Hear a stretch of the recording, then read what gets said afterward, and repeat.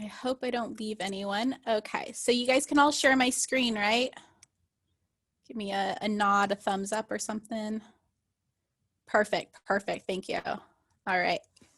So if you go into Canvas right now, I'm gonna put this screen away. I try to always have my, where's my chat screen? I cannot see my chat screen. Here it is. Yep, thank you. So I try to always have my chat screen somewhere.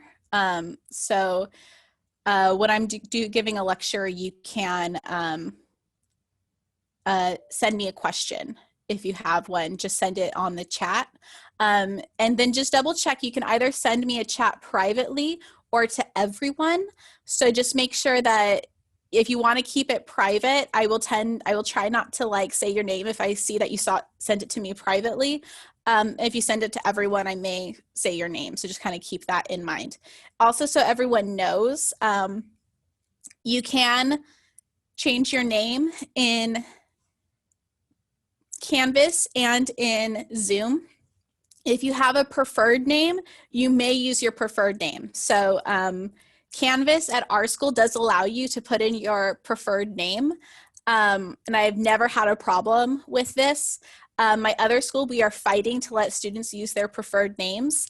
And people are so afraid students are going to write in something inappropriate, as if I can't handle that as a teacher. Like, hey, you need to like not have like something inappropriate as your name. But it has to be like an actual preferred name. Like some people, some of my international students have like American names that they use while they're here because they like it. And then some people obviously, like if they're trans, they might be having a preferred name because they haven't changed their legal name yet. So things like that. So, all right.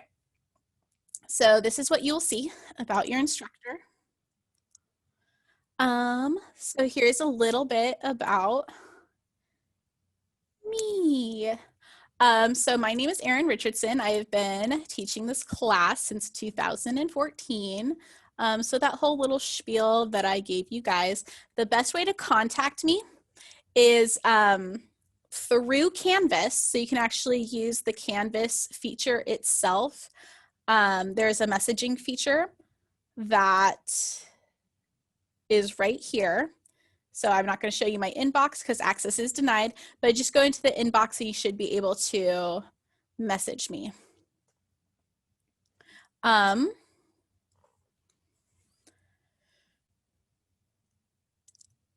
yeah, I am a professional artist. I love teaching color theory. I can ramble on and on about color for hours. So people often will ask me who my favorite artist is. So my favorite modern artist would be Ava Hess.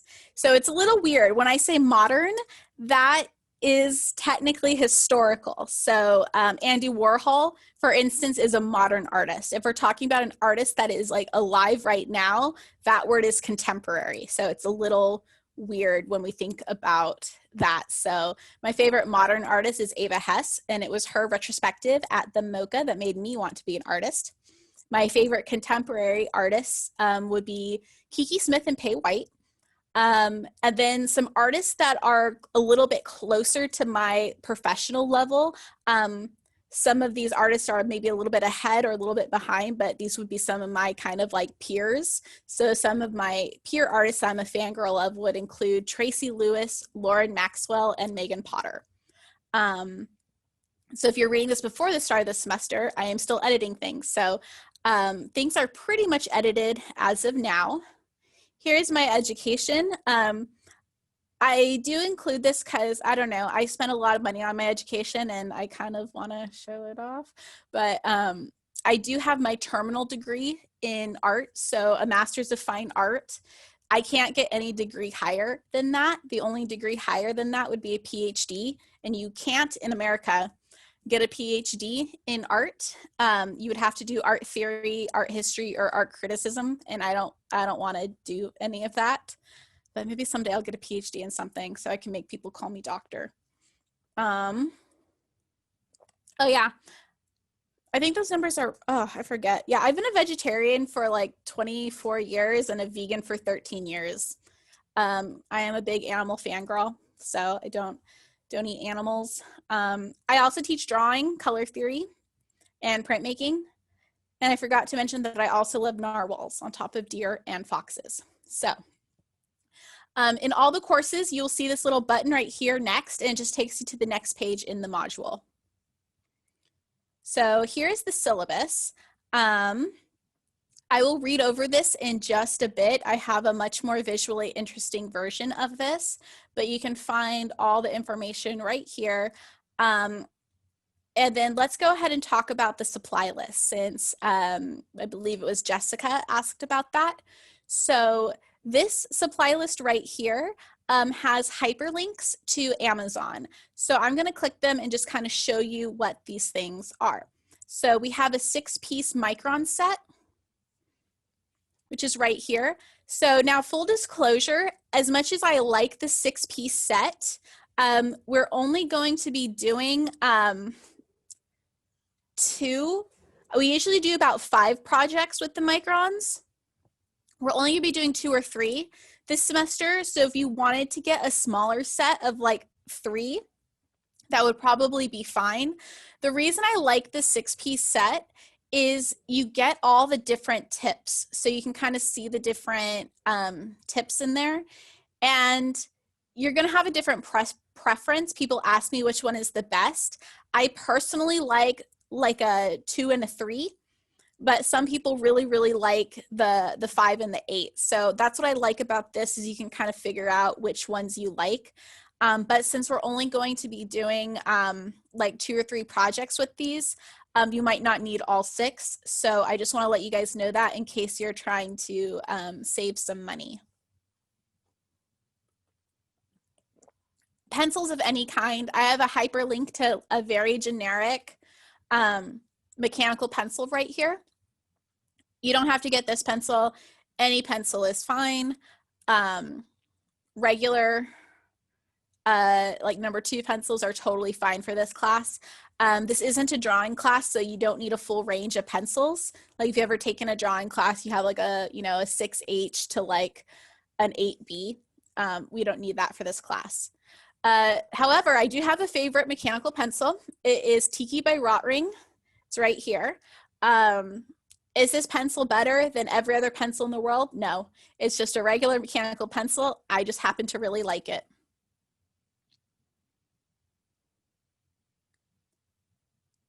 Okay, so 2 Bristol pads. So this is what that looks like right here. I have given you guys the cheaper version. Strathmore also makes it. And I say 2 because we usually go through about 2 pads in this class. Some people are able to get away with just 1, but let me say this, you could get away with just 1. It's just that if you mess up on 1 or 2 projects, you're going to need those extra sheets. So I'm telling you guys that just so you can kind of budget. Maybe you get 1, and as you get low, like halfway through it, maybe you buy the next one, or you just buy 2 at once. You can probably get away with 1, but I always like having that extra one just so you're ready to go. Because, especially with deliveries and stuff taking a little bit longer, you might want that extra one on hand. A ruler. I suggest a 15-inch ruler because we are using 11 by 14-inch paper. So the Bristol paper that I want you to use is 11 by 14 inches. So if you have a 12-inch ruler, it's not big enough to cover the paper. So that's why I want you guys to get a 15-inch ruler. Oh my gosh. That way it's big enough to actually use.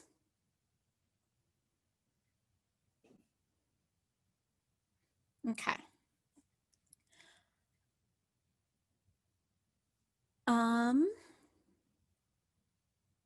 A sketchbook. So full disclosure, you might not need a sketchbook as much this semester as others. If you wanted to use just like a computer paper, that's the word I'm looking for, regular computer paper, you would probably be fine. I personally like a sketchbook because it's a place to kind of keep all your ideas in one area. But again, I don't want you to spend unnecessary money. So if you want to just use kind of computer paper, or if you ended up buying 2 Bristol pads and you just want to use the Bristol paper, you can do that. So here is a cheap sketchbook right here. Totally fine. I like the mixed media paper because you can actually paint on it as well. Or if you wanted to get something fancy, something like this would be a good option. This one is 5 by 8. I wouldn't go any smaller than that. How did you go to the Amazon link page? So how am I doing that? It's actually set up in Canvas so that when you click this, it just takes you there.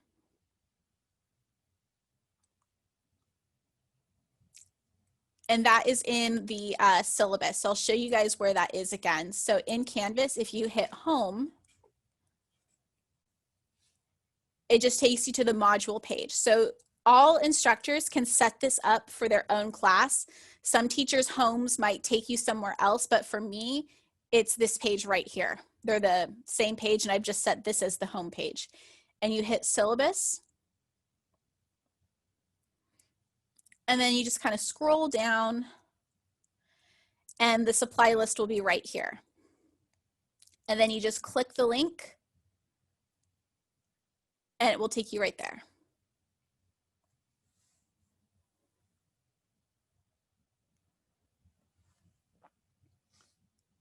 Just check, okay. Sorry, I clicked, there it is. Okay. Awesome, okay. So a self-healing cutting mat.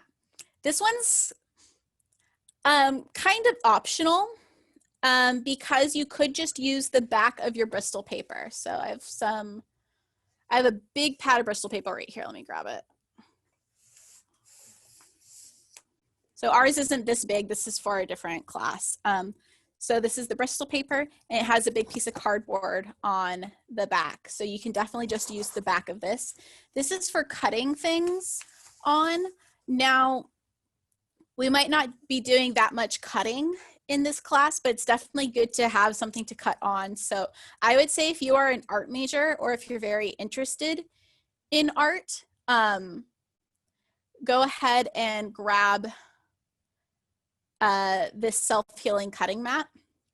And then if you aren't an art major or you kind of don't know, you might not get it. So does that make sense? Yeah. So this one's only $9, and this is something that can last forever. I actually still have the one that I bought when I was 18 for my 2D design class. Yeah, a cutting mat. You can use any type of cutting mat. Will work. A piece of cardboard is totally fine. And this is more for your protection, so you're not cutting on your table. Now, if you don't care, it's your table. You can cut on it all you want. This is more important in my face-to-face class when I have students trying to cut on the desks in the class. It drives me crazy. But if you don't mind cutting on your own table, like, you do you. But yes, any cutting mat will work. But again, that's kind of optional because you can just use the back of your sketch pad or the back of your Bristol paper. You will need an X-Acto knife. And then make sure you get extra blades with your X-Acto knife. Now these hyperlinks I have aren't necessarily the best product for everything. I tried to find something. Yeah, the X-Acto knife is super sharp. And this is actually why you want to get extra blades, because you want to make sure you're changing the blades once they get dull. In a lot of ways, a dull blade is more dangerous than a sharp one because you're actually more likely to cut yourself with a dull blade because you have to push harder. and you're likely to lose control of it. So just kind of keep that in mind. You want those extra blades so that you can change them, because like I said, a dull blade is in a lot of ways more dangerous than a sharp one. And make sure you have a cap so you can keep the cap on. And then I'll just show you guys a trick. So here's my X-Acto blade right here. It has a cap on it, but let's say you lose that cap. You can just unscrew the blade, take it out. Wow, mine's like glued in there. Okay, well, that's not working. Do I have another one? I don't. Well, what I just do is I usually will take the blade out and then turn it and then put the blade in the X-Acto blade, like blade side down. That way it doesn't poke me. Because if there is a sharp object and I'm reaching into somewhere, my hand will stab it. I have stabbed myself so many times if there's a sharp object around. A library computer printer account, that's cute. You don't need that because we're not on campus. So don't worry about that. Scissors, most of us have scissors at home. I do have a link to scissors, but you don't need special scissors, just scissors of any type. Artist or painter's tape. So this is artist tape. Artist tape is typically white, but it does come in other colors as well. Even a touch on the blade, it went through your skin. David, yeah, they can be really, really sharp. So yeah, be very careful. Artist tape is acid-free. It has a neutral pH versus painter's tape, which is this blue tape right here. Now, what is the difference? The price is the difference for one. Painter's tape is $7.99 and artist tape is $10.59. So the artist tape is a little bit more expensive. And this painter's tape, it's actually a pack of 3 for $7.99. So they both have a low tack to them. So that means that they are less likely to rip your paper. They still can rip your paper, but it is less likely that they're going to tear your paper. The other difference, like I said, is artist tape is acid-free. So adhesive has acid in it, and that will get on your paper, and it can actually burn the paper. So I've actually seen it happen before. It burns the paper and it leaves yellow to brown streaks where the tape was. And that typically can take about 1 to 50 years to happen. So if you use painter's tape, it's cheaper. It could burn your paper, but it could burn your paper, you know, in 1 to 50 years. And then you have artist tape, which is supposed to not burn your paper. I have still seen it happen with artist tape though. So just kind of make your own choice there. I would prefer to use artist tape because there's a less likely chance it's going to burn my paper. But painter's tape will work just fine for this class. You probably won't care about your 2D design projects, you know, in a year or two, or maybe 10 years. So just kind of use your best judgment on that. Oh my gosh, I have this pop-up screen. I'm trying to make these go away. There it goes. Okay. A glue stick. Any glue stick is fine. I appreciate the Amazon links. You are welcome. It takes a long time to set them up, but I think it's really helpful. And especially with certain products, they're like, sometimes I want you to get something specific. So I'm trying to tell you when anything will work. So this is just an Elmer's glue stick. The other glue stick that I think is really helpful is a glue gun. I would not use a glue gun.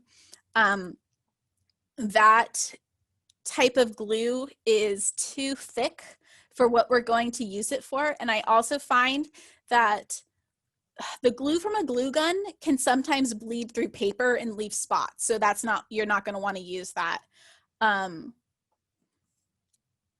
This is another brand of glue stick. Let's do Oohoo glue stick.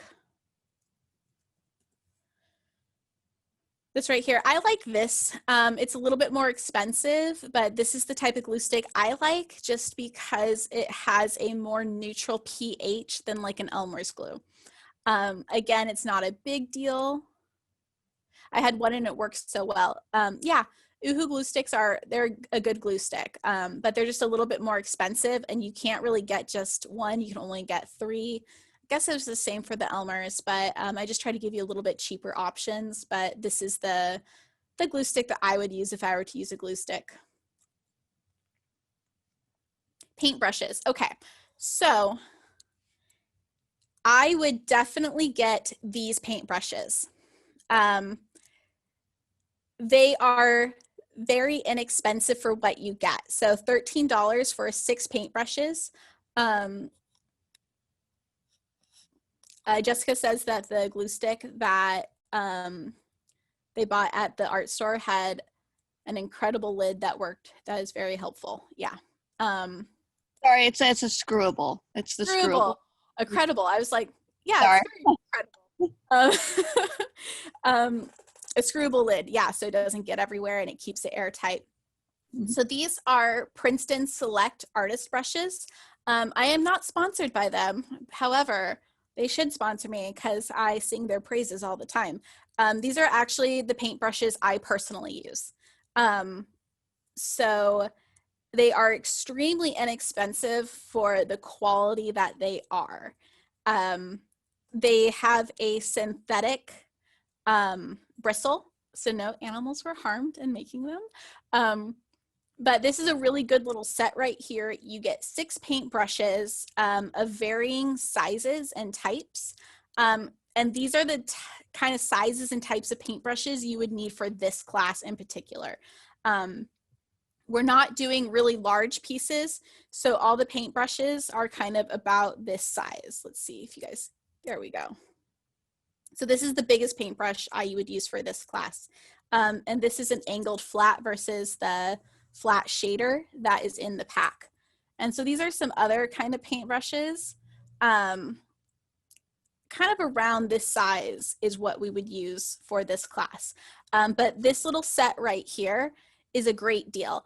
Paintbrushes are one of those things that for where you guys are as students, I wouldn't spend a ton of money on paintbrushes, but you want to spend some money on them because the quality of a paintbrush can make your life a lot easier or a lot harder. So when we're painting, so I've had students try to use the little plastic paintbrushes that come in like a little Crayola watercolor kit.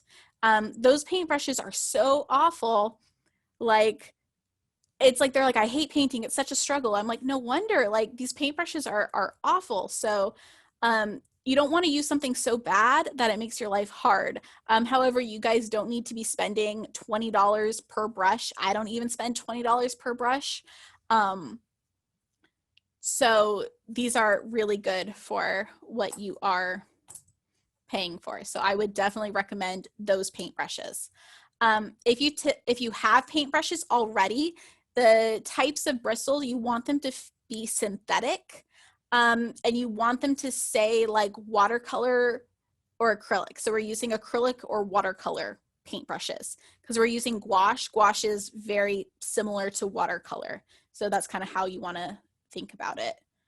Something that's really rough and bristly, like if it has a really rough texture, that's not going to be good for this type of paint. If it's a very soft texture, that's going to be much better.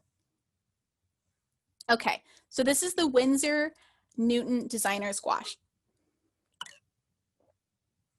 Okay.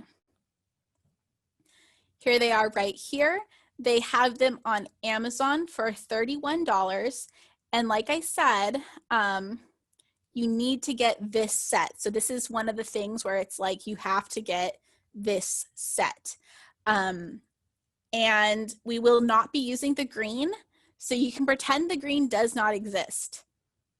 You can like take it out and hide it somewhere. Just pretend it does not exist because we're not using it. And why did they put that green in there? If it's a primary set, I will tell you, because green is a very specific pigment. And so yes, you can make it by mixing the yellow and the blue, but this, is that Viridian green? What kind of green is that? Permanent green. So greens just has very specific pigments and stuff. So you can't make that particular green, and it kind of opens up your greens a little bit more. So that's why they include it, but we will not be using it. You will have to make your own green. Some people in my class last semester, I did color theory with this, and some people were able to use, to get through the whole quarter, it was a quarter system there. Some people were running out by the end of it, but we also were doing a lot of projects with it. But I'm just giving you guys a heads up. You might want to get 2 if that's in your budget, or buy 1 and then just know that you might have to buy another one. Now you can buy these individually. So Winsor Newton designer squash. Oh my goodness, my cat just jumped on the table.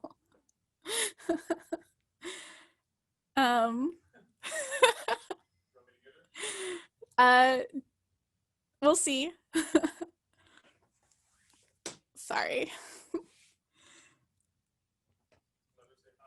Yeah. So you can buy them individually. I'm just kind of looking for that here. I'll look for it and put that link on the site for you guys. All right. So as far as optional supplies go, palette paper, this is what Jessica was asking about. It's basically like a wax paper, something between a wax and a parchment paper. And it allows you to kind of put your paint on this paper, because you need something to put your paint on. You need a palette of some sort. So instead of buying an expensive palette, I have some palettes that are cheaper, but a lot of my palettes cost like $20 or more. So this is a really kind of inexpensive way to get a palette, and it's disposable. So you basically like put your paint on this sheet of paper, you use it, then you rip it off and throw it away. It makes cleanup really quick and efficient. But you could also just buy a roll of wax or parchment paper from the store. It's the same thing. So that's why it is optional. Other things you could use as a palette, anything ceramic. If you have like an old plate, now the thing is like, I wouldn't ever eat off of it again. If you have a plate that's like chipped, use that as your palette. Even old paper plates or plastic plates, those work great too. So if you have those laying around, you don't have to spend money. Tracing paper. This is optional. Some people like it. Some people, I sometimes use it, but it's basically a way to transfer. So if you do a drawing in your sketchbook, you can trace your drawing. This is a really see-through paper. You can trace it and then transfer it to another piece of paper. I have another way that you can do that I will show you guys. So this isn't 100% necessary. It's just if you've used it before and you know that you like it.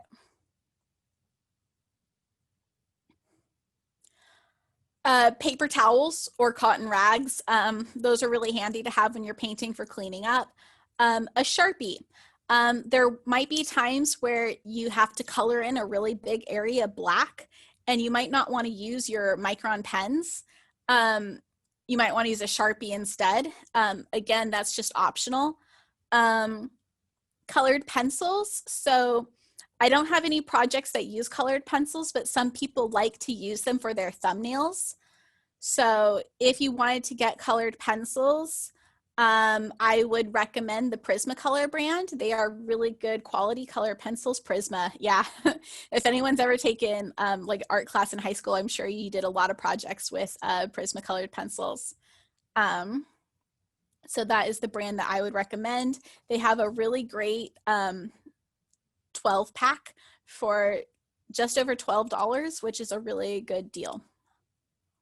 They also have larger packs, but again, this isn't required. It's just kind of helpful. Some students like to use them. Okay, so this is my secret weapon right here. A white gel pen. These are, so it's just a regular like gel pen that you like would write notes to your friends with, like a glittery gel pen, haha, yeah. It's really good for doing little detail work with like one or two of our projects. So if you use Micron pens already and you know that you like them, I might recommend getting a white gel pen to play around with. The like bougie version of this would be a calligraphy pen with opaque white ink. But a good calligraphy pen will run you at least $15. I think mine was 50. Like my calligraphy pen was like $50, and then the nib was $5, you know, and then like good ink, which is another 10 or 15, $10 to $20. Or you can buy a gel pen for 3 of them for $7, and it works almost just as good. Okay, so those are the supplies that you will need. So what I've also done is all those links link to Amazon. However, if you don't like ordering from Amazon, or you aren't able to get deliveries, like I lived in an apartment complex that the gate was always closed, so I could never get deliveries. I've done the same thing, but all these links link to Art Supply Warehouse, which is in Westminster, which isn't very far from IVC, and they do local pickups. So you could order all of these and then go do curbside pickup. Some of the prices might be better as well. So Amazon, especially with certain things, Amazon doesn't always have the best prices. I find that to be especially true with art supplies. So the best art supply prices, Dick Blick, Art Supply Warehouse, Jerry's Artorama, any of the kind of big name art stores are going to have better prices. Michael's, Joann's, they do not have good prices. Do not buy your stuff there. They mark up, Hobby Lobby, they mark up their prices between 20 and 50%. So you will literally spend like twice as much money going to Michael's. Yeah, thank you, David. Yeah, you will spend like twice as much money if you try to buy these at Michael's. Now, there might be some convenience to that. Like, let's say you have to buy something, you need it now. Sure, go to Michael's, use a coupon, but don't buy all your supplies there because they're so much more expensive. So I would definitely try to do the big name art stores, not craft stores. That's the difference. So like Dick Blick, Art Supply Warehouse, and I would stay away from craft stores because they just charge way too much. So the only difference here is the paintbrushes. They didn't have the Princeton Select brand. They had the Princeton Value brand. So it's kind of just one step down from the Princeton Selects. They're still really good for the price. And you see these are even cheaper than the ones at Amazon. Those were 13, these are 8. So just keep that in mind. So how long have I been talking?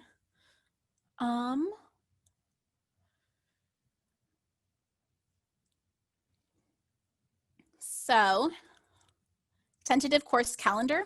So it says helpful course information. So this is where I will just kind of put quick things that I think might be helpful for you guys. I had to buy a gouache for a class last semester, and the same set at Michael's was twice the price of the one at the Art Supply Warehouse. Exactly. I feel like people don't believe me when I say Michael's marks up the prices like 50%. And they do that because they do all those coupons, like 50% off one item. So they're marking it up for the discount. So the same set could be $60 when it's $30 at the art store. So they mark them up a lot. So I have a tentative course calendars right here so you guys can kind of plan out things. Now this is subject to change. This is kind of more of an outline. but it just allows you to kind of see like, oh, this thing is supposed to be due, you know, September 13th. I'm going to be out of town. You can give me a heads up. So you can kind of look through here just to kind of get an idea of what we are doing on what days. And you can use the next button at the very bottom. I almost never use it, but it is really kind of helpful. So weekly procedures, so I talked a little bit about this already. So this is what a typical week for this course will look like. So each week has its own section on the module or home tab in Canvas. And there's always a tab called Overview for like August 17th through the 23rd. So there'll be like an overview page, and it will give you a list of all the things you need to do that week. So I'll show you that in a second. So typically, we might do different things, but the typical formula for the week will go Monday. We will have a class Zoom meeting at 9:15 a.m. Wednesday, it's going to be a work day or individual meetings with the students. Sometimes we'll have a class Zoom meeting, and again, we'll meet at 9:15 a.m. There might be a participation activity like a discussion. Part of that activity might be due Wednesday. And then you need to upload a picture of yourself from the lecture by 11:59 on Wednesday. By the way, yes, so starting today, you're going to want to do that. And that's also, this first one's more for you guys to kind of figure that, how to do that out. So if you have issues with it, you can let me know and I'll help you through them. But I want you guys to kind of start getting in the habit of doing that. And so you guys know I'll be the only one that can see the selfie. It's not going to be the whole class can see it. It's just me.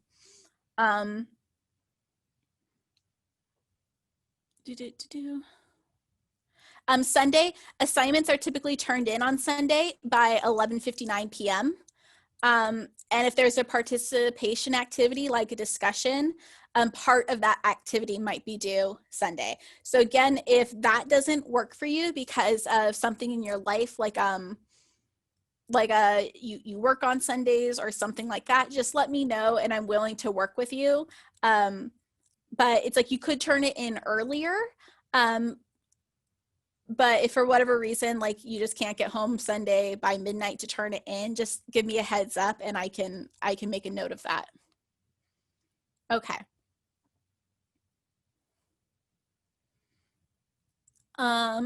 So I have a little link right here. It's a blog post of how to photograph your artwork. So I will give you some tips. You can definitely just use your phone. That's totally fine. If you happen to have a fancier camera, like good on you, I don't even have a fancy camera. That I just use my phone. You want to make sure you have good lighting. So the best lighting I find is actually outdoors. So if you happen to have some beautiful windows that let in some nice, soft, natural light, that can definitely work. If you don't have that, I would go outside and find a place where you are in the shade, but when you look up, you can see the sky. And I know that sounds weird, but, and where are we going to be uploading our selfies? Thank you, David. I will show you in just a second. So you go outside with your art piece and like set it on the ground and make sure it's in the shade, but when you look up, you can see the sky. So kind of where like a shadow is really, really long, or you're under a tree, but when you look up, you don't see the tree, you see the sky. What that means is the light is evenly diffused. You then want to take a picture and try to stand in a way that you don't get your shadow on the picture. And so try to make sure your camera's nice and even, and then just click the picture. And then I would go in the settings of the picture and just adjust it. You can adjust the exposure. And then also The temperature is another good one. So if you notice that the white of your paper looks a little blue, that means it's cool. And so if you adjust the temperature to make it warmer, it should neutralize that. So I would just do some of those micro adjustments just to try to get it looking good. What you don't want to do is, oh God, I had a student last semester turn in, she just like had it on the ground and just snapped a picture, and it was just like completely sideways, skewed, and it was a drawing, like I couldn't even see it. So try to take a really good picture. If I think you're having issues, I might talk to you with it, because it is hard, because I'm not grading you on your photography skills, but I do need to get an accurate representation of what your piece looks like. If you happen to have a scanner, yes, thank you, Mark. That's a great feature. If you have an iPhone, you can go to the Notes app and scan documents, and it's really good at taking pictures of paper. If you download Dropbox, I think Dropbox also has the like scan document feature. That is also really, really good for taking pictures of paper. Thank you for bringing that up. That's something I'm never in the habit of doing because I'm pretty good in Photoshop. So I just take really bad pictures on my camera and fix them in Photoshop. But I know not everyone has that skill or that access. So yeah, using a scan documents. Tell you what, I'm actually gonna write a post on that and add it. So give me a day or two and I'll add that to the Canvas course. Scan documents feature. Or if you have like a old-fashioned scanner, old-fashioned, you can definitely use that.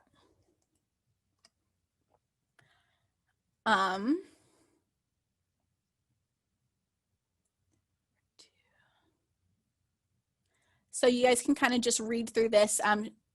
She talks a little bit about tools on your phone to kind of fix the photo. So I'll let you guys kind of scroll through that.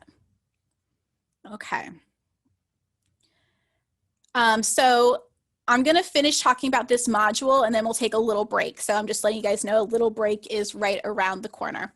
So this is kind of what you will see. You'll typically see week 1, August 17th through August 23rd, overview. So click on that. And this gives you a checklist of everything you need to do this week. So attend the first Zoom meeting on Monday. You guys are here. Good job. You can check that off. The Zoom call will open at 9 a.m. Instructor will start the meeting at 9:15. And that's just going to be how I'm going to do everything. So we're essentially starting the class at 9:15, but I want you kind of in the meeting like at 9:14, just so we can kind of start. We will be having a Zoom meeting on Wednesday this week. So it's the first week of class. We're going to be meeting Wednesday as well because I have a lot of things that I need to show you. So I'm going to actually be doing like a demo and a little bit of a lecture on Wednesday. So this week we are meeting twice. And then upload a picture of your attendance. So all these are actually hyperlinks. So if you're like, where is that? You can just click on it and it should take you right to where you should do that in the course. So you would hit submit assignment. And then I have this set up so that you can do a file upload or a text entry. So you can insert an image there or you can upload it right here. And then you just hit submit assignment. If for whatever reason you mess up, you can just do it again. Here, I'll show you like uploaded a picture. I don't know if I have any pictures on my computer yet, to be honest. I don't think I do, but you would just choose file. You guys should all know how to do that.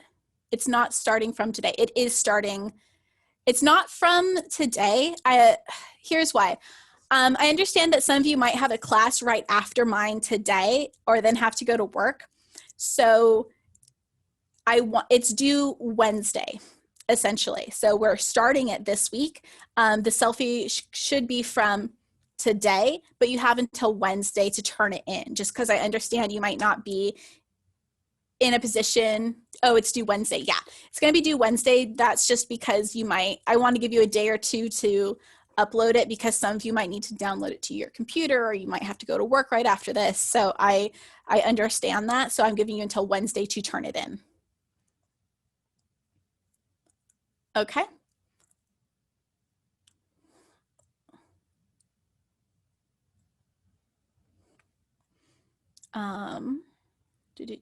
So I'll just show you that overview again. Did I put the discussion on there? Okay. Hold on, I'm gonna sneeze.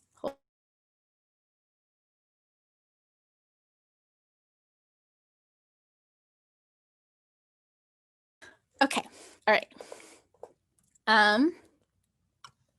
I think I do need to add the discussion in there. So there's one thing I need to add, and I'm just making a note to myself to add it. Okay, so uploaded a picture and it says read the setting up your workspace. So this gives you kind of an overview of all the things that you need to do. And then also all the things you need to do will be right in this module. So we have the setting up your workspace. So this is kind of just a little post from me. So you guys all need to set up a workspace of some sort in your home. So I'm sure a lot of you have done this already, but if you've not taken an art class before or you're not an artist, you're going to need a space specifically for your art project. So a table, like a kitchen table. I actually bought like a little tiny table from Amazon because I'm lucky enough that I have my own art studio in my home. We're actually in it right now. But what's hard for me was I had all my demos in my workspace. So I actually couldn't work on my personal projects, AKA studio, exactly. So I actually bought this little table and I keep all my student demos and all my teaching here. So it's kind of separate from my actual workspace. And I just bought a little table on Amazon. It was really cheap. So since we're working from home, you need to set up a studio. I like to call it a nest because it's a place for you to nurture your ideas and your creativity. So I'm lucky enough now that I have a dedicated space in my home. I have a whole bedroom, but I didn't always have that luxury. So I've had everything from like a wall, a cubicle in a communal space. And at one point I actually kept everything in a box and I worked on top of my bed because my roommates at the time didn't want me working on my art in the common spaces of the house. So I've had some less than ideal situations. If there is no space, maybe you can rearrange things in your personal space, like your bedroom, or if you have like a computer space to accommodate you to work on your art. That's why I actually had to work on my bed. So possible spaces would be like a kitchen table, a desk, a garage, coffee table, your bedroom, a closet area. So we actually cleared out the closet in my studio, and that's where my my like desk is, but it's like my gaming desk. So it's like my whole gaming setup is over there. And so I always tell people I'm in the closet, but it's actually just a little nook that we have. I just like people to feel sorry for me and think I have to game in a closet. Floor space, I've worked on the floor many times. What do you need? So everyone needs something different. I would definitely recommend adequate light. So make sure you're working in a space that has windows. And if you aren't able to have windows where you are, I would definitely buy a lamp of some sort. You can get ring lights super, super cheap now, and they give really, really good light. So I bought my magnifying light. You know, I bought it like almost 10 years ago for over $100. Now you can buy a ring light, which is almost the same thing for $10. So I would definitely make sure you have good light wherever you are working. So also part of the thing that you should do this week is just kind of get set up for this class. So Oh, quick Yeah. question about our supplies. Are we Mhm. going to be needing these by this coming week or Wednesday? Like, what is the, because I haven't ordered a number of Yeah. the items. And I know if you don't use Amazon, then it takes a little longer to get things shipped. Great question. So for our very first project,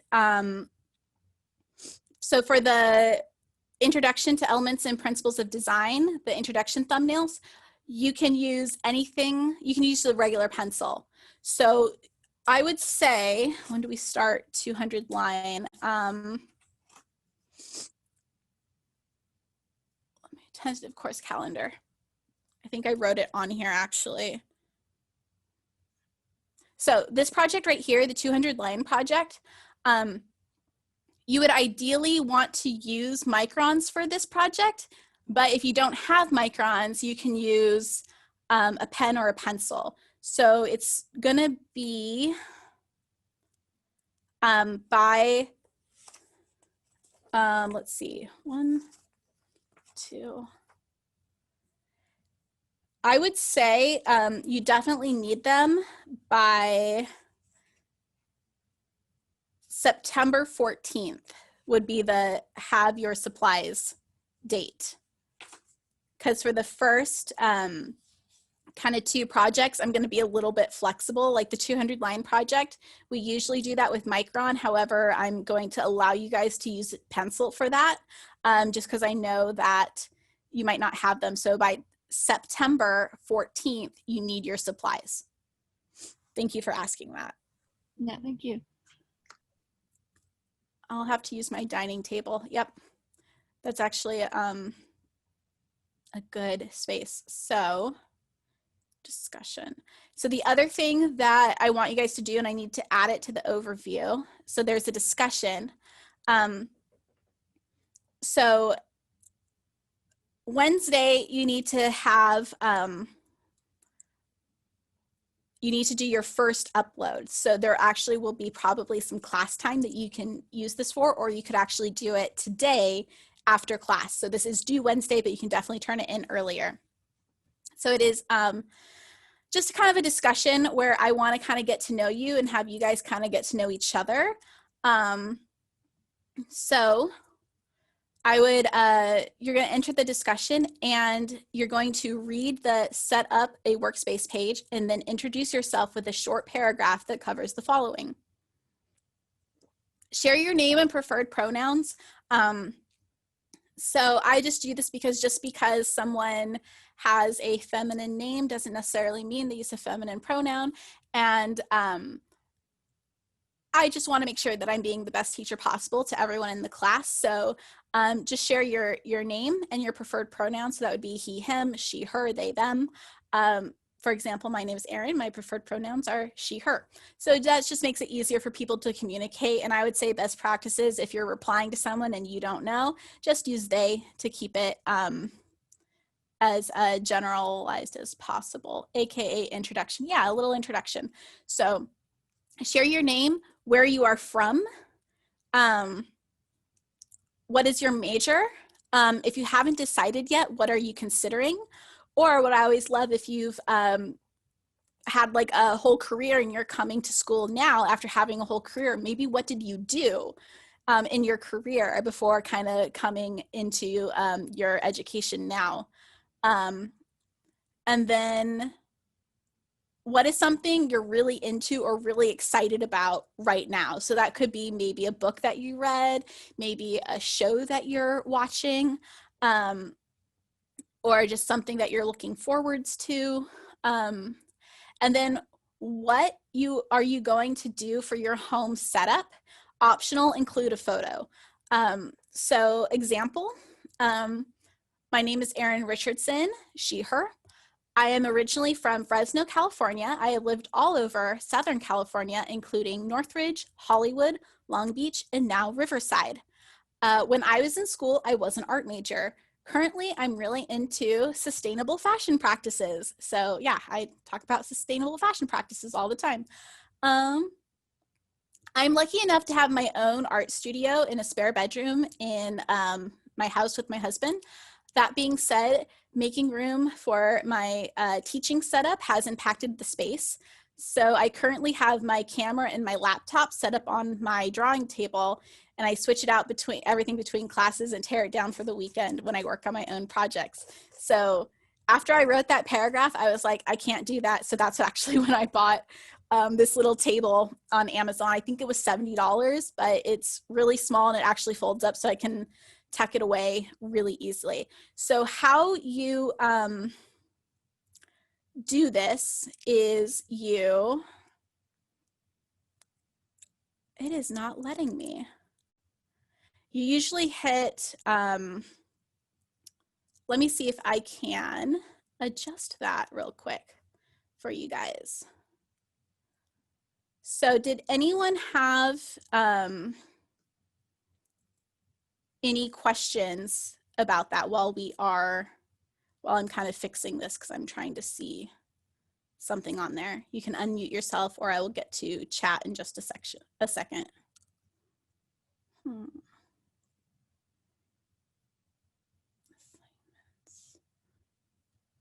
Yeah, that's weird. Oh, I know why. Hold on.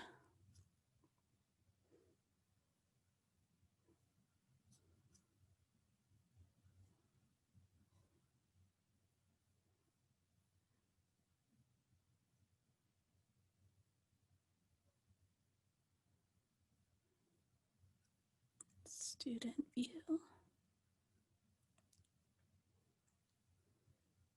Share screen. Okay. So I wanted to show you guys how to submit it in case anyone hasn't.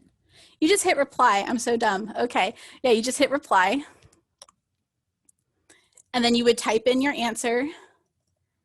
Typing, yay, yay, yay. You can insert a photograph. If you are comfortable, I would insert a photograph of your workspace and maybe even yourself, so that we can, it just kind of helps build a better community. If you're uncomfortable, I'm not going to make you, but if you are comfortable, I would love to see your smiling or frowning faces, etc. And then you hit post reply. So that is your initial response. So that's what I want you to do by Wednesday. And then by Sunday, I want you to find someone who has something in common with you. So maybe they're from the same place. Maybe you also know what they're really excited about. Like if they said, oh, I just started reading this manga and I really love it. And you're like, OMG, I read that manga too. I love such and such's character. So just find someone who has something in common with you and comment on that similarity. And then maybe find someone else and comment on their workspace. Is it similar to yours? Is it different? Maybe someone has a really cool setup and you're jealous. You're like, oh, I'm so jealous. I love your setup. Or maybe someone did something. You're like, wow, that's a really good idea. Maybe I want to do that too. So that is the discussion. And that's everything we are doing this week, other than our introduction to the elements and principles of design, which I will talk about on Wednesday. So, does anyone have any questions about that? So hi, this is Art 40, 2D Design and Color. We meet Monday and Wednesday, 9 a.m. to 11:50 a.m., not p.m., and we are meeting online this semester. Art classes are always a little bit longer, a lot longer, usually twice as long as traditional lecture classes. One, because they kind of are considered a lecture, like half lecture, half lab, but also art just takes a little bit longer to do. You know, you think 3 hours is a long time, but you'll kind of start working, and sometimes it takes an hour just to get set up to start painting, you know, so art classes definitely take a little bit longer. Okay. So I'm Erin Richardson. My email is erichardson@ibc.edu. It's also Eric Hardson. I get like emails sometimes like, dear Professor Hardson. And I was like, who is that? And I realized it literally says like Eric Hardson or E. Richardson. I thought that was funny. So that's me signing some of my pieces for a show I did a few years ago. And I've kind of already done my fun facts, so we'll skip that. So Art 2D Design and Color course description. So this course is an introduction to two-dimensional design and color. Students learn to organize the visual elements of line, shape, color, value, and texture according to established principles of art. Emphasis is placed on manual skill and dexterity. Art 40 is a requirement for all art majors, but it's open to all students. So this class is a requirement if you are an art major and you want to transfer to a UC or CSU or even a private school. This class is required for that. I took this class when I was 18 at Cal State Northridge, and I have taught this class at Cal State Northridge. So if you want to go to a UC or CSU, this is the exact same class that is taught there, and you guys are just getting it for a fraction of the cost. Course objectives.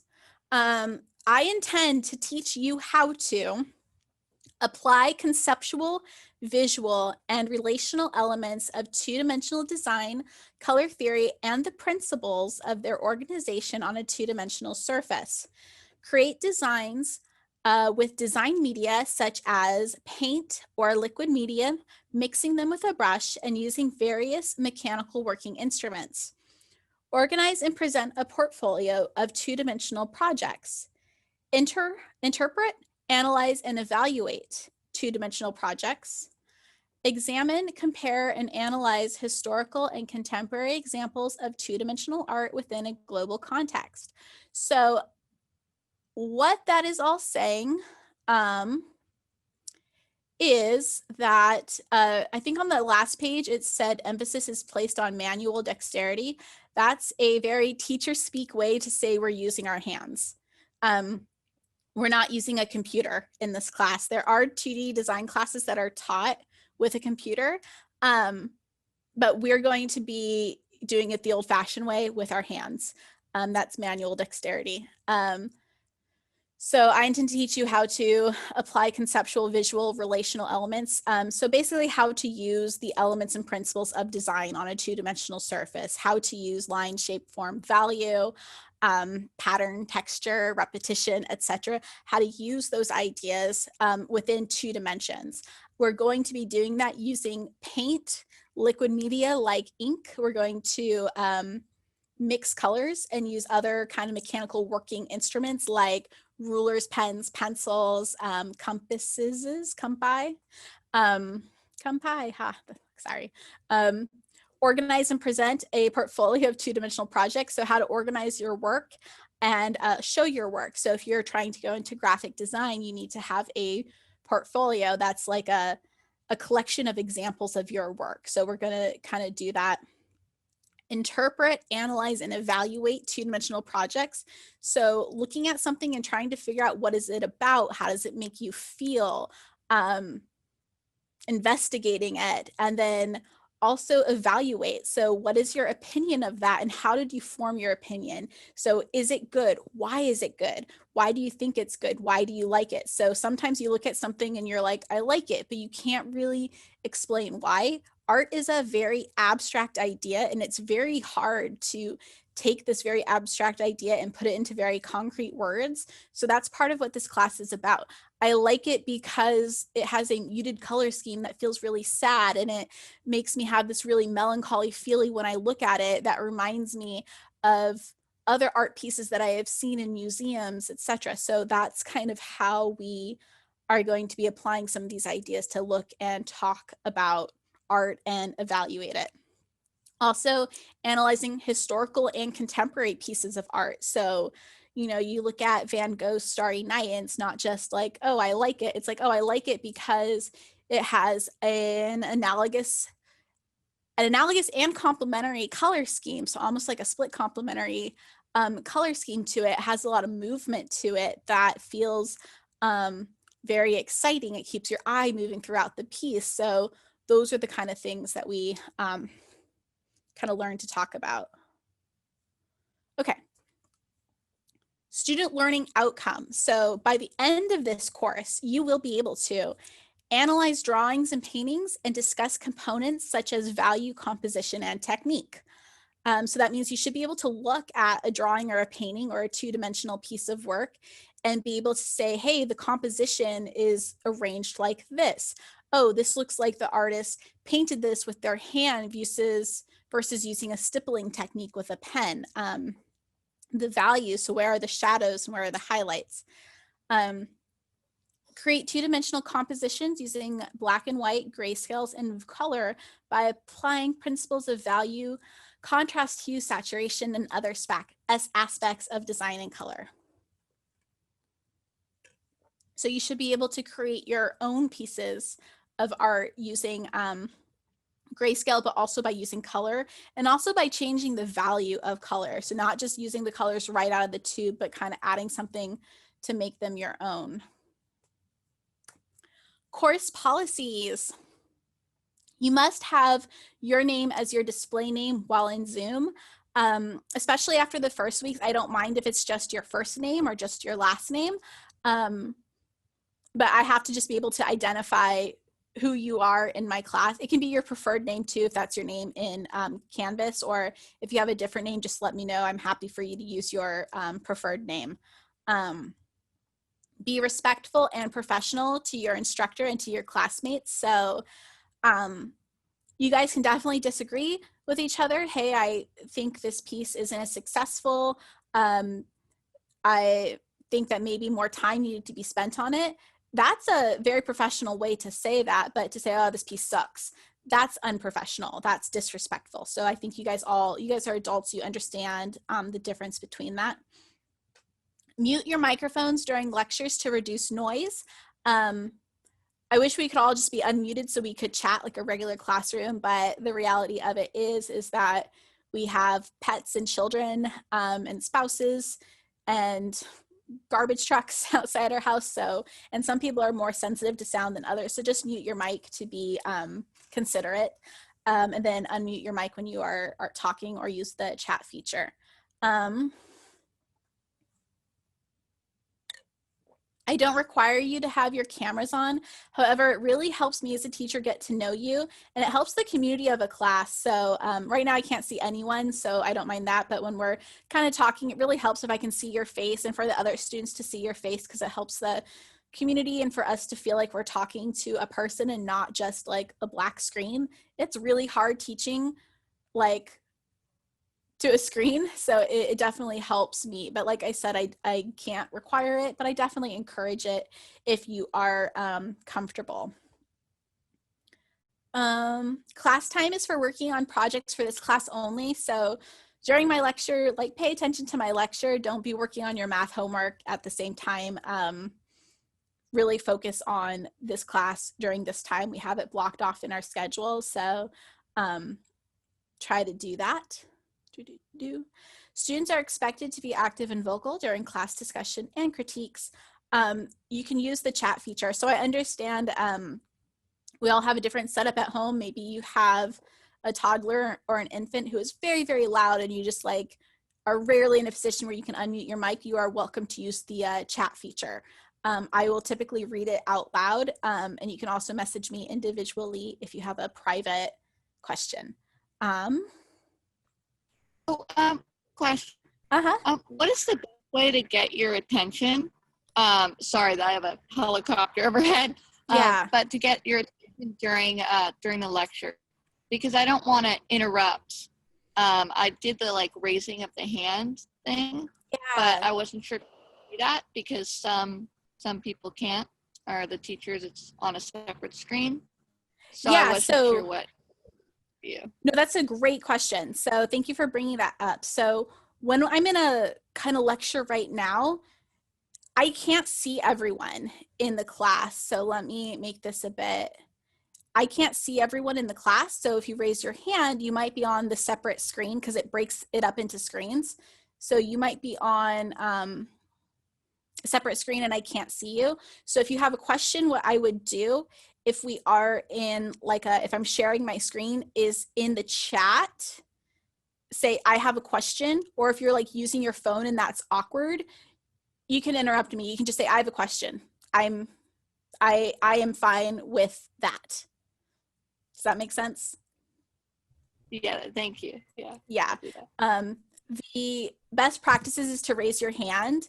So, but like I said, when my screen is shared, I can't see everyone, and I can actually only see myself. And I do that to make it easier for me to edit the videos, so I'm not having to edit out everyone's faces, because that actually takes hours. So you can just type in the chat, I have a question, or you can, if that's too awkward, you can just say, I have a question, and I'm fine with that. Thank you for asking. If you turn in a project late, I will deduct 10% from your project's grade. If you miss a critique, I will deduct 10% from your project's grade. So what we typically will do is you will turn in a project, and then we will have a class critique on it. So if you don't turn in your project, I deduct 10%. If you don't show up to the critique, I deduct 10%. So that means if you don't do either of those things, I deduct 20%. This is a little bit different since we're teaching online. I might not have as many critiques, but I will let you guys know. And then if there is an issue, like you can't come to a critique, let me know ahead of time. I'm willing to work with you. And again, if you can't get your project turned in on time, because they typically are due Sundays, let me know, and I can work with you. But don't tell me Sunday that you can't like get it in, unless something weird goes out, like your power goes out or something. I understand, but try to let me know like ahead of time. I'm much more willing to work with you the more the more of a heads up you give me, the more I am willing to work with you.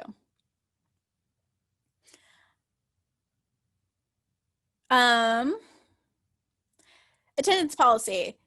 Each week, I will have you upload a picture of yourself from our meeting, and this will count towards your attendance. You will have until 11:59 on Wednesdays to upload the picture. If you're absent, it is your responsibility to find out what information you missed. So I'm looking into the best way to do that. I actually have a Discord, and I'm thinking of letting you guys have a Discord so you guys can kind of communicate with each other. And I'm also going to make just a general discussion board that you guys can pop in if you're not used to Discord. So I'll actually ask you guys about that after the lecture, just so you guys can have a community to talk to each other. Because what people sometimes will do is they'll email me and be like, what did I miss? And I don't mind being like, this is what we did, but I can't necessarily type out an hour-long lecture. And just because I'm going to record these, sometimes the recordings don't go well. Sometimes there have been times where I've like clicked off the record button and forgot to click it back on. So the meeting's just not recorded. And then also it can take me a day or two to edit and render the video. So it's taken me a week to get it up sometimes, just because it's been such a big file. So just kind of keep that in mind. They're more of a backup, not a, don't rely on them. Disability and special needs. I want to accommodate you. If you have a documented accommodation from DSPS, please inform your instructor as early as possible if you would like to benefit from your accommodation. If you think you would benefit from an accommodation, please schedule a visit with Disabled Students Programs and Services. I have the information right here. It is also on the syllabus. So this is, some people need extra time for tests. Some people need to record lectures to listen to later. So these are all accommodations for various things that students might need to help them with their education. And I definitely want to accommodate you. But you have to show me the accommodation from DSPS for me to be able to give you that accommodation. There are also some times where you might not necessarily have an accommodation from DSPS, but there's something that you want me to know that would make me be a better teacher. For example, I've had students that may have been somewhere on the autism spectrum, and they didn't necessarily need an accommodation, but they wanted me to know that they didn't understand sarcasm a lot of the time. So they just wanted to give me a heads up, because I would make jokes like, okay, you have to do this 100 times. And students would laugh, and then I'd have the student being like, do this 100 times, because like they didn't get sarcasm. So they just wanted me to know that. And it kind of would help me be like, okay, no, don't actually do it 100 times. That was a joke. I've also had students that had medical issues that just wanted to give me a heads up.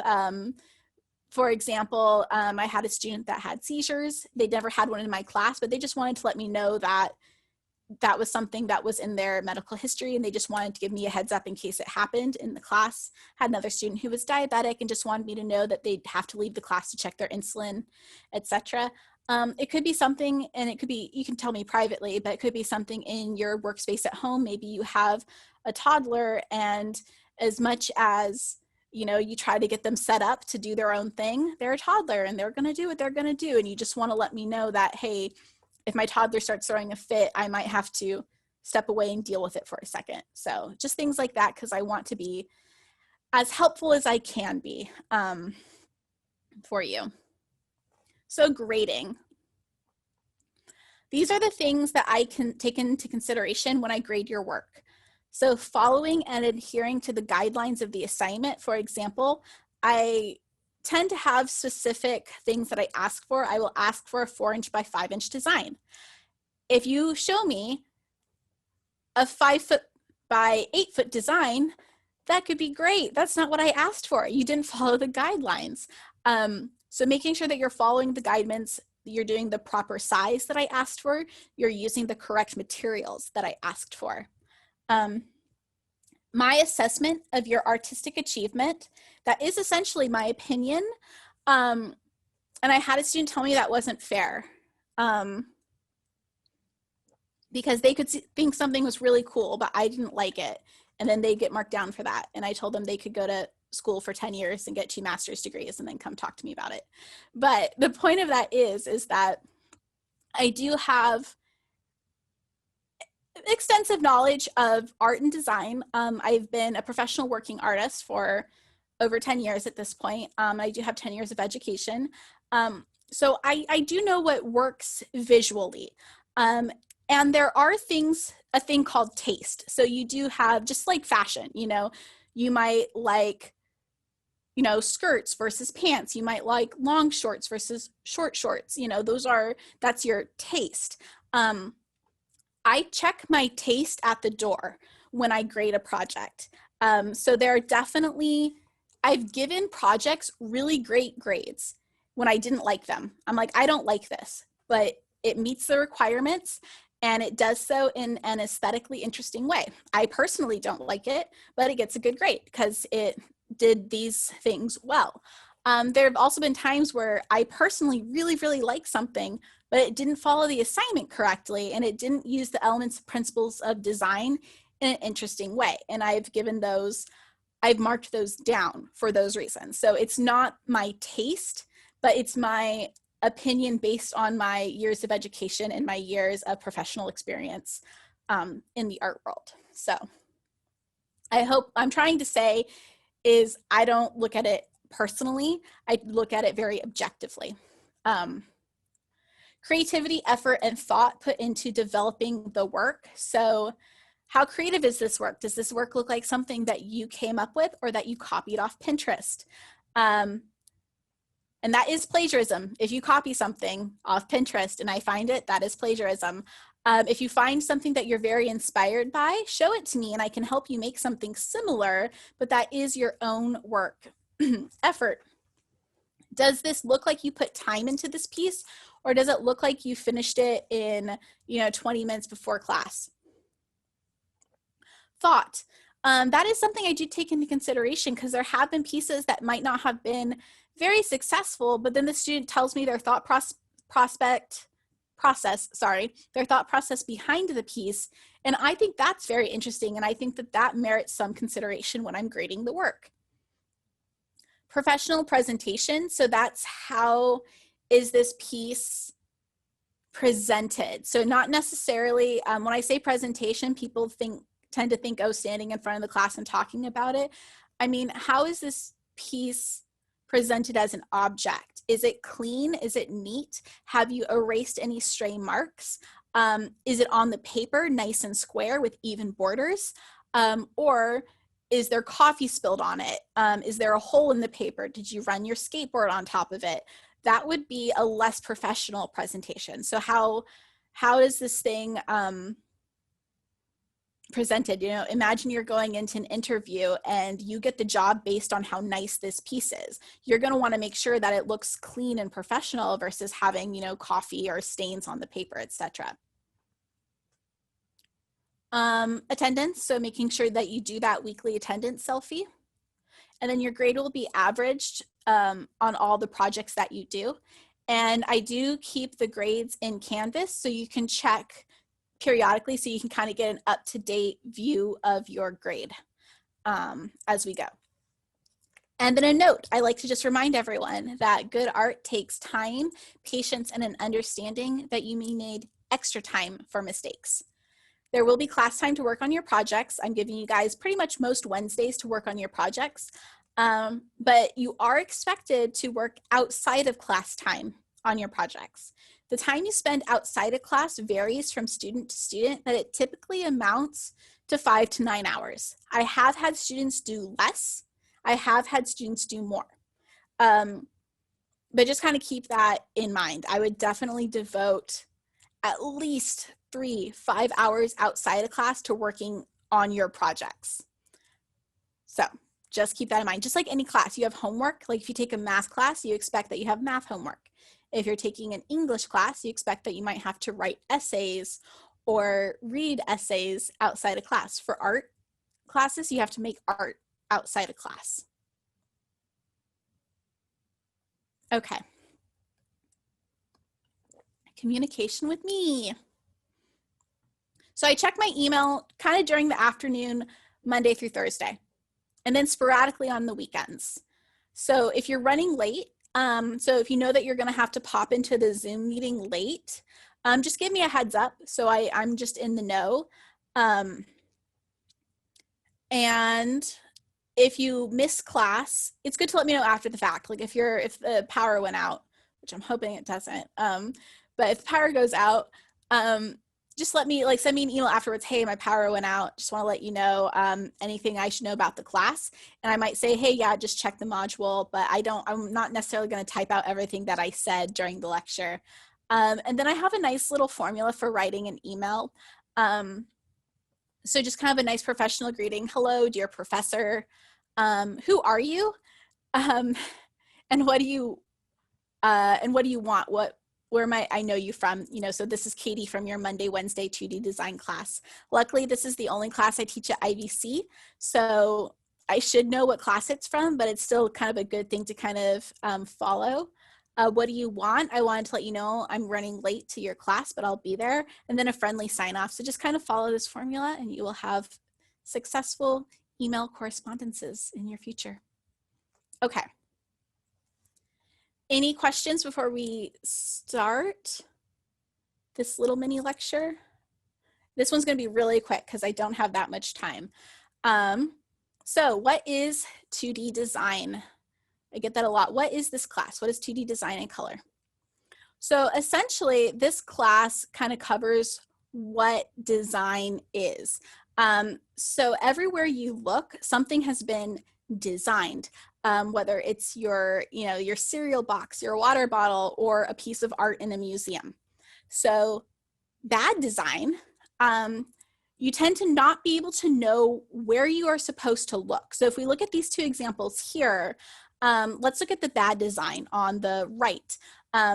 So immediately my eye's a little confused. It kind of goes into the left and then I don't really know where to go. I definitely get lost. I don't know what's important here. So let's look at the good design on the left. Sorry, my left and right get mixed up. So on the left, so we have the big brand logo. It's big, it's blue. My eye goes right there and then bounces right back up to the company branding. The headline is nice and big. I know that that's important. So that's where I start. And then I start reading down from there. So By using color and scale, we can kind of show importance and we can kind of guide our eye through a piece. So although this class doesn't necessarily tell you how to design a resume, you can use aspects of this class to kind of help you in other aspects of your life. One new message. Okay. So good design should create something logical to look at through color and text and the visibility of the other elements in the design. I should know exactly what I'm looking at. So think of an advertisement. You have about less than 5 seconds to get your message across and make your viewer understand what they're supposed to see. So if we look at this picture on the left, app, rent, ice, ships. I have no idea what this is trying to tell me. They had like 3 seconds to tell me, I don't know. It's apprenticeships. That's really important. I'm sure a lot of students or other people looking for a career would be interested in that, but they miss their opportunity to tell me by trying to be clever and breaking up this word into 4 words that I don't really understand. The one on the right is telling me that you are alone, when it's actually trying to tell me I am not alone, but making the not the most important word in this sentence almost the same color as the background that it's on has made it very difficult to read and totally misses the message.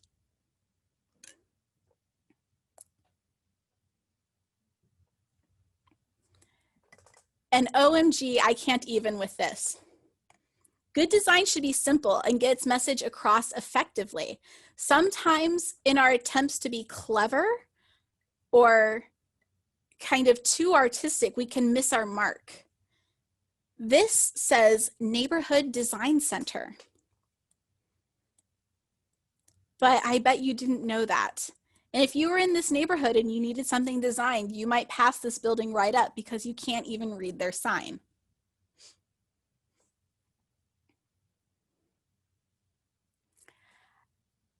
And sometimes artists are a little bit too close to their own designs to realize that they've put something unintentional in them. These images all suffer from this, what I call the accidental phallus, or I bet you didn't mean to draw a penis in there. Sometimes you literally don't see this because you're working too close to your piece and you don't realize that you've put something a little bit inappropriate unintentionally into your design. So what this class is not, this is not a drawing class. Drawing and design are 2 different things with clear distinctions, but it's not always clear where that is. You know, there's kind of a big area of gray between drawing and design. We do use elements of drawing in design, and there are design elements in drawing, but they are distinct. So this is actually a student example from one of my drawing classes. In a drawing class, I am looking for a lot of the same things, value, composition, mark making, but I'm looking for like more of a realistic rendering of these applications. Design is a lot more conceptual. So we are kind of getting into kind of some more conceptual aspects. What is really interesting, I find design and drawing are almost like algebra and geometry. So a lot of people say they were really good at geometry but not algebra, or really good at algebra and not geometry. I find that happens, and then some people are good at both, of course. But another generalization is some people are better at drawing versus design, and some people are better at design versus drawing, because design is more conceptual versus drawing is a lot more practical. So I think that's the kind of main difference, is that drawing is more of the concepts that go into that. All right, so good design. With a good design, the viewer should be able to pick out the most important elements without being distracted by others. So this is one of my student pieces from a printmaking class. So right away, we see the most important element, which is that red goat in the center. We know that because it's a different color than all the rest, so it automatically pops out. We also know that the other goats are important because they are white and the background is gray, so they pop out next. There's actually something called, oh my gosh, what's the word I'm looking for?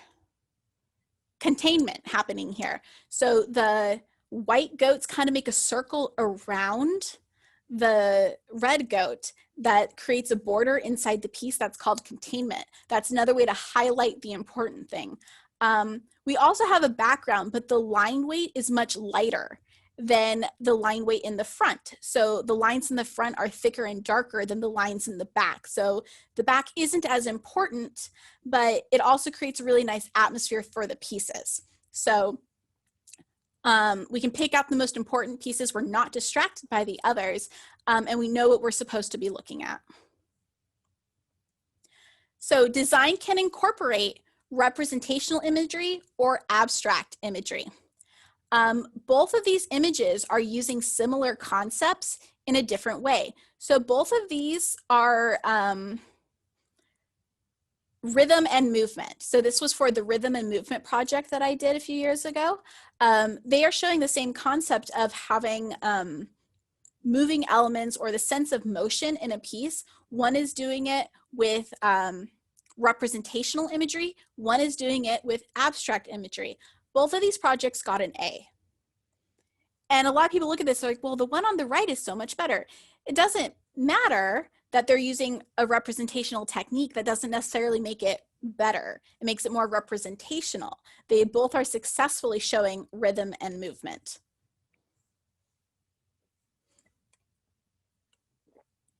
This design uses elements and principles to create an interesting flow throughout the piece. The black and white lines help move your eye around the piece. They contrast against that red background, and they let you know kind of the little elements of importance that kind of shew at the end, but it also doesn't distract you, and you have to work a little bit to see it. Red, black, and white is such a good color scheme. If you're ever lost on a color scheme, it creates such an eye-catching design. They work really well together, and they kind of really fit. So yeah, red, black, and white always creates a really great color scheme. But I really love the kind of visual flow that you get with this piece.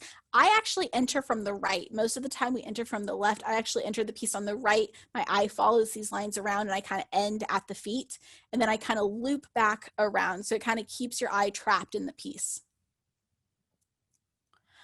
So a good design is going to take into account who is looking at this piece, and it's going to help you move through the piece in an intuitive way. So you need to know how the viewer is primed for the piece. So in the West, when we read comic books, we enter from the left to the right. So when you look at this piece right here, our eye enters here. The mountain points to this eagle, points to the word bubble. We drop down to this person, and then we follow the panels very intuitively. Even the kind of speech panels help us move through the piece. In Japanese comics, for example, you actually enter the piece from the left. So we enter here, and then I really love how you can actually see the word bubbles and how those kind of mimic how you are supposed to read the piece. There's kind of a new genre of comic books called web comics, where you actually are intended to scroll through the piece. So you're always reading the piece vertically. So again, this piece right here, we're reading the piece vertically, and the art and the text both guide us to how we are supposed to read it. So that's an example of really good design. All the elements, the pictures, the text, the colors, they are guiding us to how we are supposed to be reading this piece and looking at it, but we're also taking into account who is going to be reading this piece. In a webcomic, obviously people are interacting with this piece on a device of some sort, either their phone or their tablet or the computer, versus a comic book, people are probably interacting with that physically. Although people do upload them to the internet. All right. Good design does not need to be complex. Simple designs are often easier to read. So when I say read a piece, I mean looking at it, and therefore more successful. So you don't have to pack a ton in. Like, that's kind of part of making good design, is knowing when to stop. is knowing when it's done. So that's what I like about both these pieces. They're very, very simple, but they convey the idea really, really well. These were both pieces done for line. So again, both these designs are showing pattern. And both of these got an A. They're both showing pattern in a really interesting way. So even though the one on the left, this person took this time to render this Tyrannosaurus, and that's really amazing. The one on the right also, I can tell, took a lot of time. It has a lot of really clean lines. Everything makes sense. Both of these got an A. So these are two interpretations of the same assignment. So that's what's great about this class is you might interpret something in a different way than somebody else. So one year I had my classes design a tarot deck, and they all got to design a different card. So these were two different students' interpretations of the Lover's card. This one was a figure ground reversal of two koi fish. This one was these kind of two skeletons being in love. Both of these are really great designs, and I like the different aspects that both students brought to it.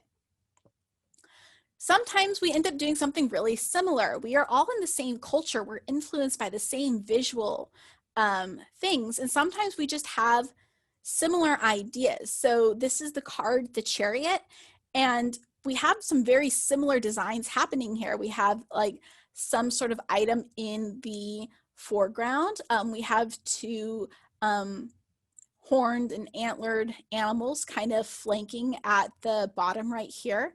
But both of these are really great designs. So here are some pattern designs from a few years ago. I personally like this one on the right a little bit more. I like that there's more pattern in it. This project was about pattern versus the one on the left, the fox figure, has some patterns on it. But while I think it's a really nice piece, I feel like more pattern could have been used because that's what the project was kind of highlighting. Here was a value project that we did. I really enjoy both these pieces. I really enjoy the kind of scumbled messiness on the one on the right. I think it kind of gives the piece a mood and a feeling. And the same thing with the values on the one on the left. Having all those dark values makes it feel really, it would usually make it feel really creepy or ominous, but it actually feels a little nostalgic, like maybe this is a memory of some sort. Here are some shape and figure ground pieces. This is a project that we will be doing. So we have some organic and geometric shapes, and we also have some figure ground reversal happening. Figure ground reversal is where the background and the foreground switch at some point in the design. So here, you can see really clearly in this skeleton piece, the skeleton itself is white, but on the other side, it's black. So that's figure ground reversal, background and foreground swapping. Here are some color pieces. We will be doing this project. So these are the same image, but in different color schemes. So you guys can see how color affects a piece. So in the one on the left, it literally makes it feel like a different time of day or even a different season. The one on the right, it could have that read, but it also kind of just gives it a different feel. So you could imagine this as being like a wallpaper in a bathroom, and you have a different preference for colors, but also maybe one feels a little bit more festive versus one feels a little bit more relaxing. Here are some more color designs. Here's a scale and proportion project. I'm not sure if we're going to do this project this semester, but it's a really fun one.